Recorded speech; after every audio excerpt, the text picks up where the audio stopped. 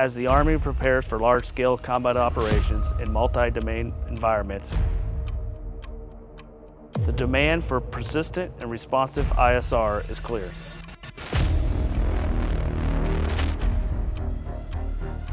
IMSAR and Kraus Hamdani Aerospace recently demonstrated a powerful solution.